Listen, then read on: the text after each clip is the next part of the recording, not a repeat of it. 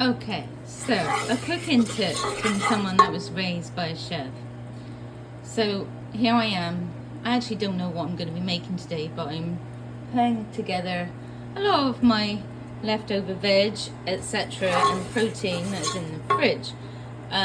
My beans are cooking. So fava beans, which a lot of Italians use as a snack. I'll probably just use that as a snack, a bit like a hummus type deal, because not really my favorite bean because they're really big and I don't like the way they sit in my mouth, but hey, that's me.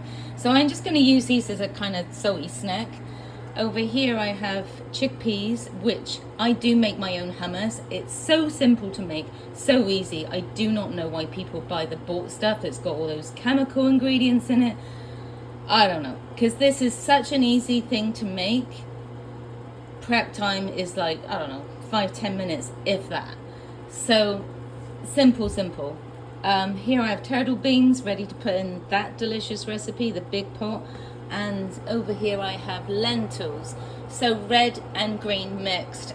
They may not look red, but the pink ones are red lentils, believe it or not.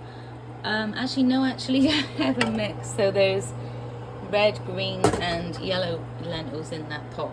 So that's a mix. So they only take like 20 minutes to cook, which is fabulous. So a tip, if you don't want to use olive oil because everything tastes of olive oil, you can use coconut oil, which doesn't really have much of a taste at all. In actual fact, if it's been de-taste, or whatever the word is for that, I can't think off the top of my head. It's way too early in the morning. So I think they call it fractionated. Yeah, unflavored. So if you don't particularly always like the taste of olive oil, because you can taste it in nearly every recipe sometimes, right?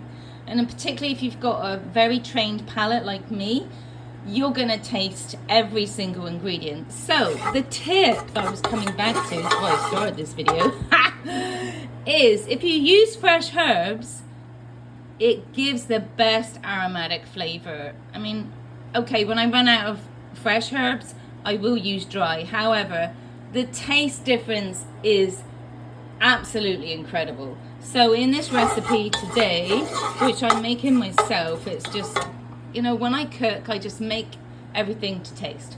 So today I have thyme, I have fresh basil, which I grow myself, and I also have oregano. So put that all together. The oils bring out the aromatic flavor. So the herbs need to go in first. So if you're using onion, if you're using garlic, that also goes in first. Today I have no onion, so I'm making a onion-free dish. So garlic's in there, everything else, and then I'm going to use carrots, I'm going to use squash, I'm going to use sweet peppers.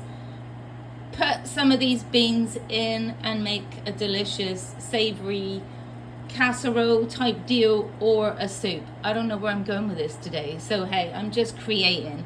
So that's the tip of the day.